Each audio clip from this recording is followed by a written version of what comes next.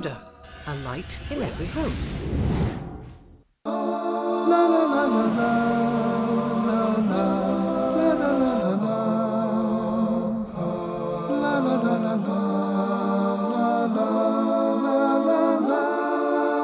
We shall visit majestic halls. The Philippines archipelago consists of 7,000 islands, and they are home to 80 million people speaking over 100 dialects. For 4 centuries, this country was formerly colonized by the Spaniards and later by the Americans. The colonial legacy had vast influence on Filipino way of life. In fact, the Philippines was called after the Spanish King Philip. However, Islamic influence had earlier taken root here. In the 13th century, 3 headmen from Brunei visited the Panay Island to establish the Federation of Madhya, which includes Hantik, Irong, Irong, and Aklan. For the first time, calm was restored in these places. When Kalantiao Canon, the Philippines' first written constitution, was introduced. The ruling system was based on Brunei's customs and Islamic laws. However, in 1571, the Spanish colonial master forbade the population from embracing other faiths but not Catholicism.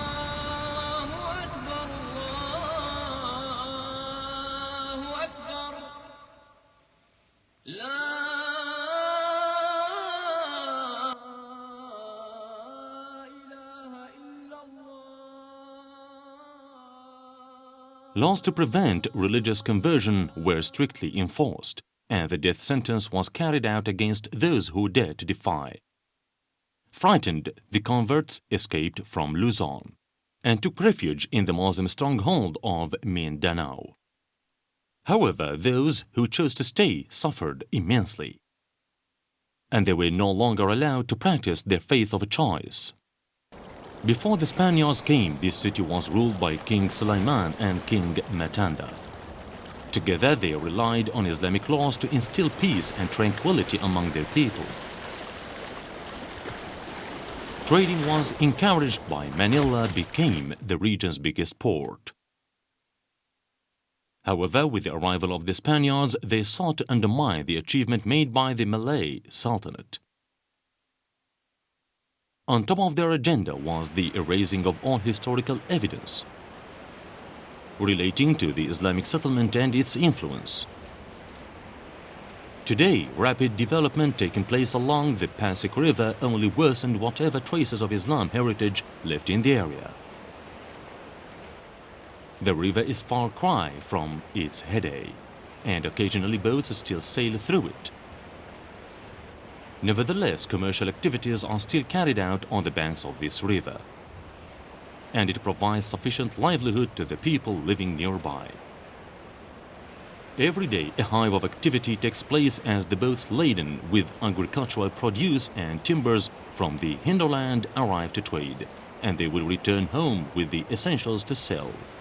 Needless to say, the experience and expertise gained through centuries of sailing eventually gave birth to a competent breed of Malay seafarers. The captivating Lake Lanao in Mindanao was once a fertile ground of Islam under the rule of the Maguindanao Sultanate. Centuries ago, this region was a target of a Spanish attack to weaken the influence of Islam. At this waterfront, the ruins of a fort can still be seen. It was used by the Muslim Sultanate to withstand the onslaught of the Spaniards. This was one of the regions which the Spanish failed to conquer. Even after 2 massive attacks,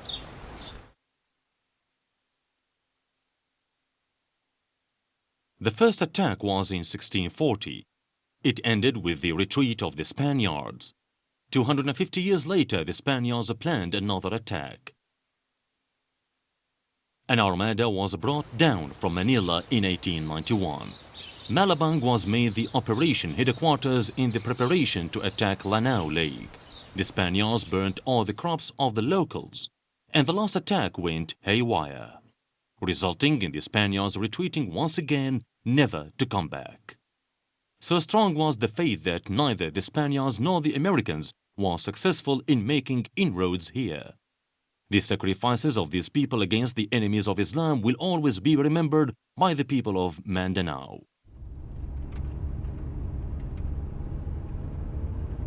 Manila, the capital of the Philippines. It is located on the island of Luzon. It is a vibrant metropolitan and the country's main trading center.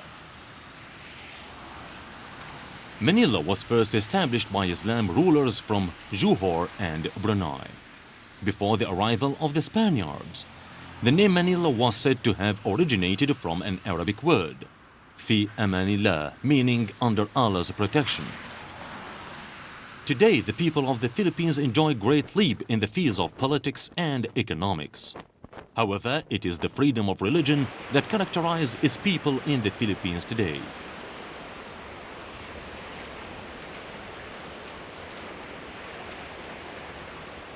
Amidst the bustle and hustle of the city, there is a concentrated effort to uphold the sovereignty of Islam.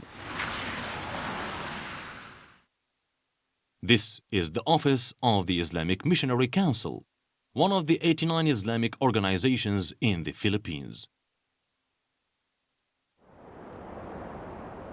This is Manila's Grand Mosque. Construction of the city's first mosque began in 1966 and was financed entirely by contributions by Muslims living in the city. Next to the mosque is the Manila Institute of Islam, a learning center for Muslims. Meanwhile, outside Manila, a more formal Islamic education is taking place in madrasa like the Tahfidh al-Quran. Often after prayers, the students usually love a game of basketball, the most popular game in the country.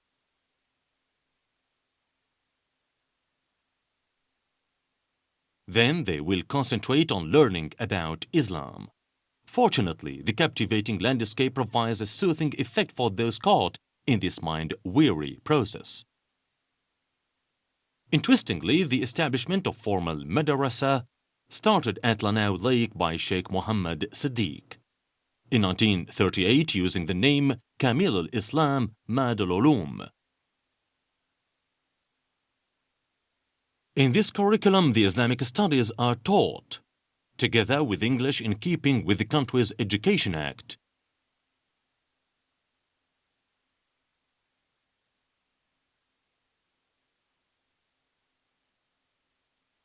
However, the curriculum was similar to private madrasa initiated by Sheikh Ahmed Bashir, under the pseudonym Mahad Mindanao al-Arabi from the Marawi Islamic Association. Today, there are 35 private madrasas in the Lanao Lake district itself.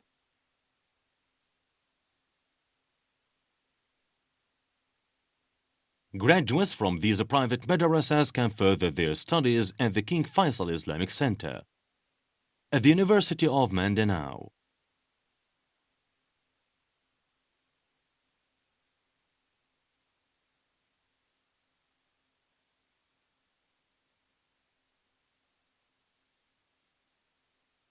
This thriving Muslim community is a result of centuries of cultural and religious molding that shape today's Mindanao.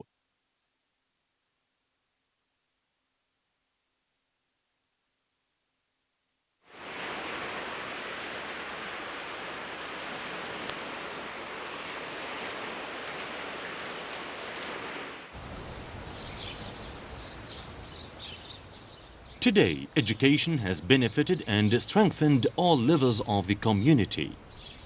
The establishment of the Mindanao University in Marawi also marked the end of a bloody conflict between the Muslims and Christians. Thanks to this peaceful existence, the younger generations in Mindanao can now pursue a better future in earnest. The Philippines government and the representatives from the Islamic Autonomy region are also eager to solve any outstanding dispute.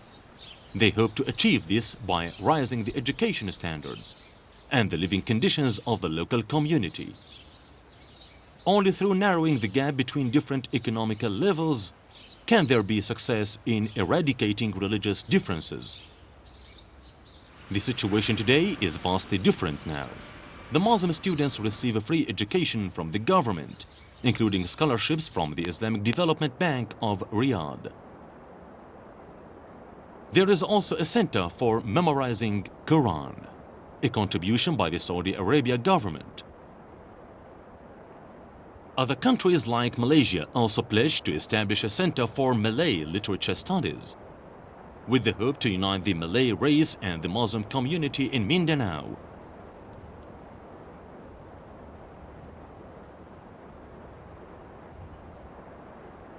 This is also an effort to popularize Malay language and to be re-establish its role as the region's main language.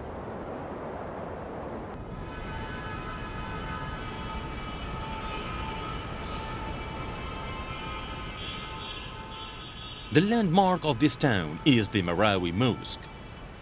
Marawi town is the capital of Lanao del Sur in the Mindanao archipelago. All of its inhabitants are Muslims from the Marano and Iran Malay.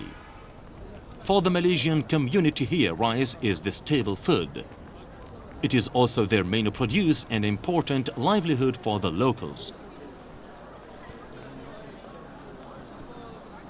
About a quarter of the Philippines' paddy fields are found in Mindanao. They contribute almost the same portion of the country's rice output. However, thanks to the Spaniards, the locals are also fond of their breads. Another popular gourmet delight is seafood from the Maro Bay, and the locals love to eat their fish grilled. The region is the largest fishing ground in the Philippines, contributing 25% of its total fish caught. Fishing not only provides a healthy supplement of protein, but it is also an important source of income for the locals. Walking among the shops in Maranao, visitors will find traditional Malay weaponry like the kris, made in the same ancient ways like the rest of the region.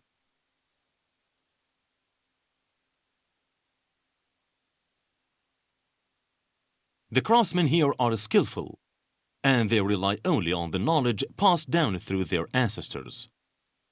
One of them is Abdul Manugankar from the village of Raya. He has spent 2 months on this kris and used different types of metal including 14-karat gold and silver. After much effort, a beautiful wavy bladed kris is formed.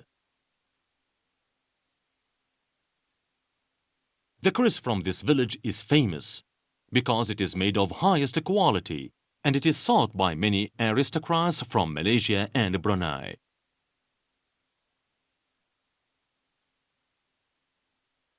Metal artwork is also a specialty of Maranao, and the main creative force of this intricate art is Sadat Arif. Like most of his crafts, this armor vest is made of copper.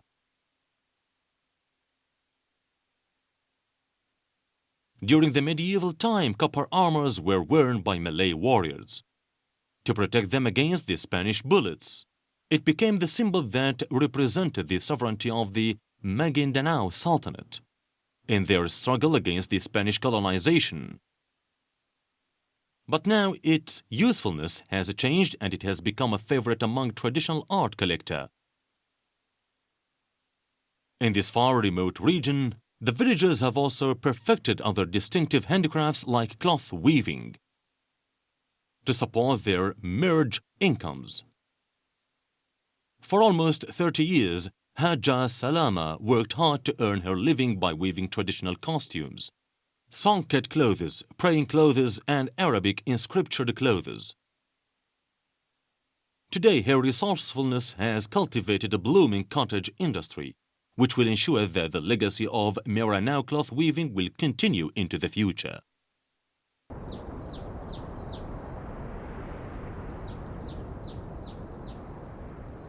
The beautiful Lake Lanao district epitomizes the elegance of Malay heritage in the region.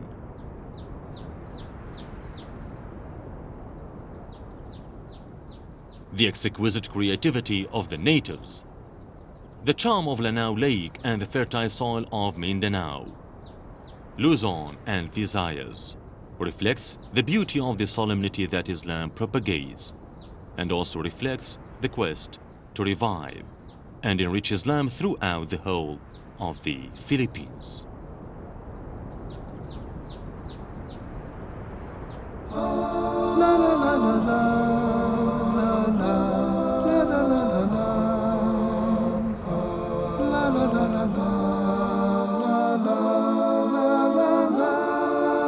We shall visit majestic halls, charity houses, archaeological sites of all civilizations here and there.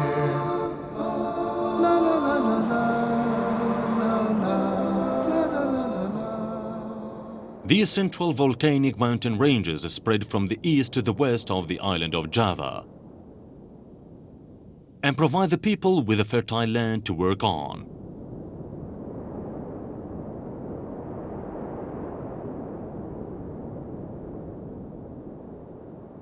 Some of the Java's volcanoes are still very active today. This geography has influenced the local people, whose lives depend on farming. This tea plantation in West Java thrives on the fertile volcanic soil, formed from countless eruptions over thousands of years.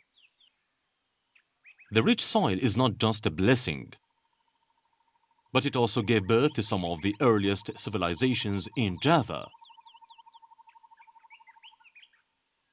In the 8th century, harvested rice was the main source of revenue, which paid for the construction of the Borobudur temple. The temple was built in the year 780 AD.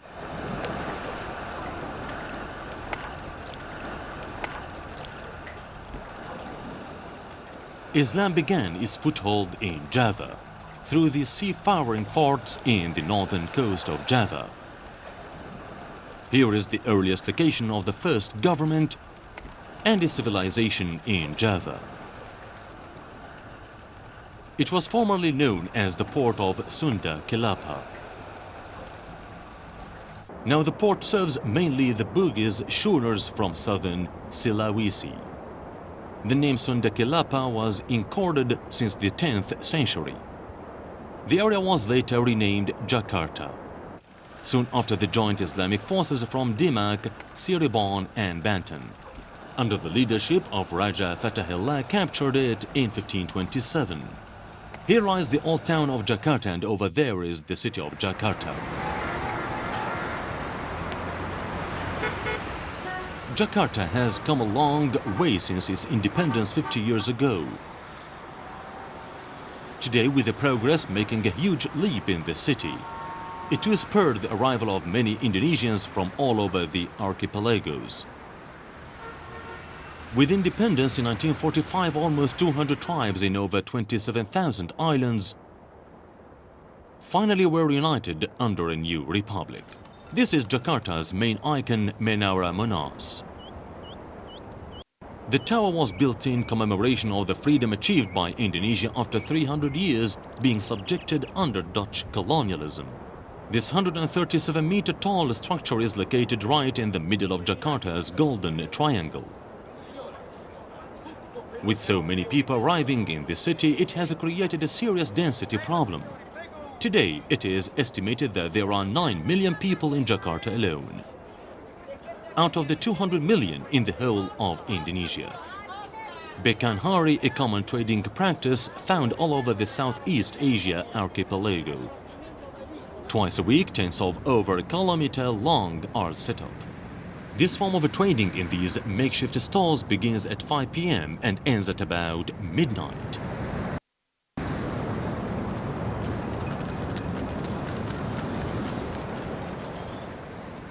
Not too far from the national monument is the Istiqlal Mosque, Indonesia's state mosque. This 5-story high mosque is the biggest in Southeast Asia. It is capable of accommodating over 100,000 worshippers at any one time. The notion to build the mosque first came in 1950, and it took 26 years to make it a reality. The cornerstone was placed on the 24th of August 1961. by Indonesia's first president, Sukarno. However, it was only officiated on the 22nd of February 1978. Indonesia is the world's largest Muslim country, and the construction of this gigantic mosque is therefore appropriate for the huge population.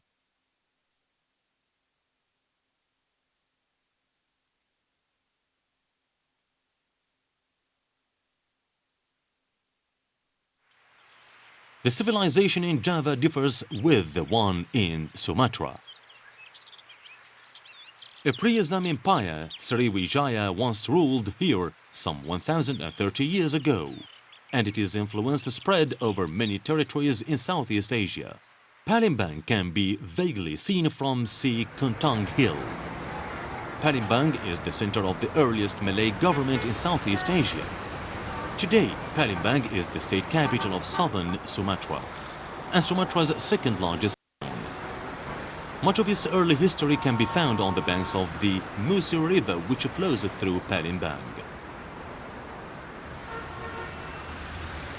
It is here on the Musi River where many sea quests took off. It is no surprise, therefore, that in 300 years, the Sriwijaya Empire had successfully reigned supreme over the sea-faring rulers in the region.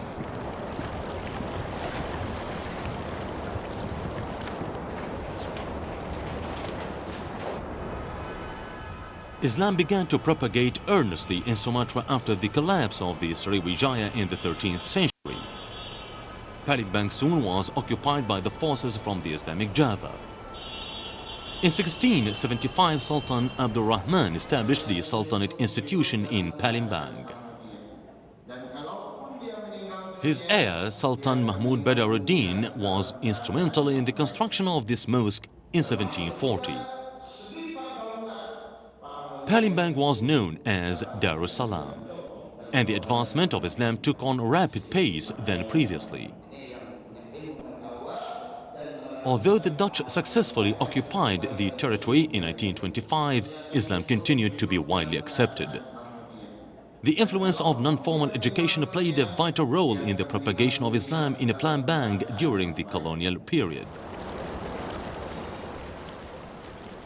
With Islam taking a firm root in Palembang, it also influenced the tradition and way of life of those who live on the banks of the Musi River. Here along the river is where most of the human settlement are concentrated, and a strong tradition still prevails.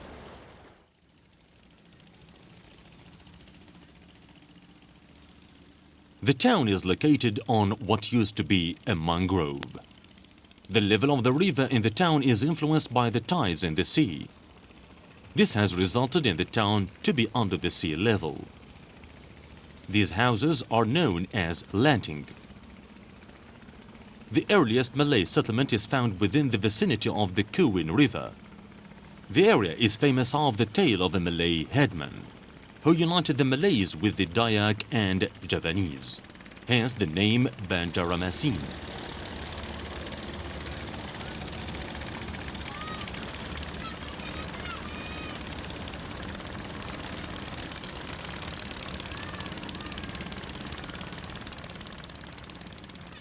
Banjarmasin is located in Kalimantan. At the confluence of the Kuwin and Barito rivers, there is a famous sandbar in Banjarmasin. Every morning, boats from the upstream would sail past here on the way to the floating market. The town of Banjarmasin was established in 1526, but a real form of governance only took place a century later.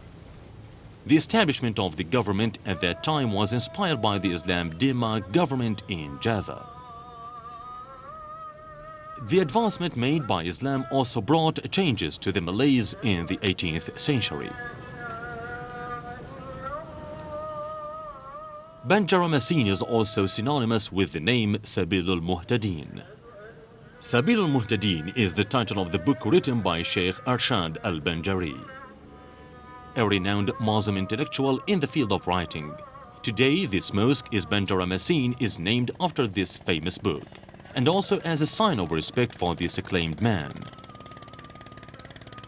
The mosque is situated along the banks of the Martapura River in Banjarmasin. Sheikh Muhammad Arshad came from a village 50 kilometers upstream of the Martapura River.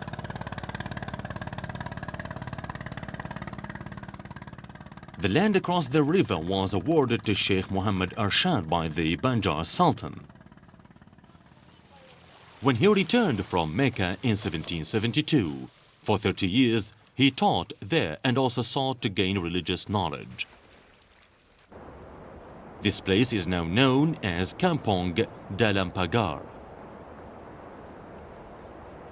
This mosque is named as Tuhfatul Rakibin, from one of the Malay religious books written by Sheikh Muhammad Arshad.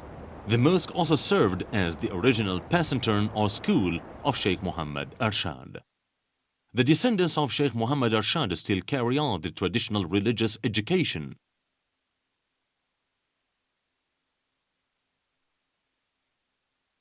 Still today, Sabilul Muhtadin is still used as a curriculum in this madrasa. This famous book touches on the religious obligations according to the teaching of Imam Shafi'i sect. Pesantern, or Indonesia's Islamic institution of education like this, played an important role in propagating Islam in the 18th and 19th century.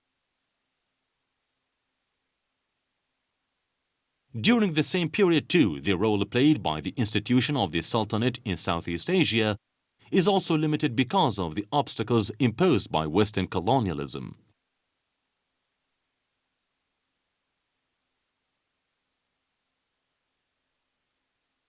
The pesantern education is considered a skin-to-skin education, whereby each individual has to have his reading done in front of the teacher, from the first to the last page. This traditional education still today exists in all districts in the Indonesian archipelagos. In fact, the method of teaching does not differ much from the schools of Islamic education in Malaysia, southern Thailand, Cambodia, and Vietnam. The local Islamic intellectuals from centuries ago paved the way for the whole society. A simpler way to appreciate Islam in local language and not relying completely on Arabic books. Indonesia, the world's fourth most populated country with 200 ethnic groups, occupies over 27,000 islands, lived by one slogan, one country, one race, and one language.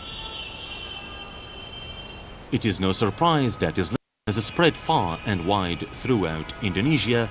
Although separated by seas, the different races are united under one faith, making Indonesia the largest Muslim nation in the world.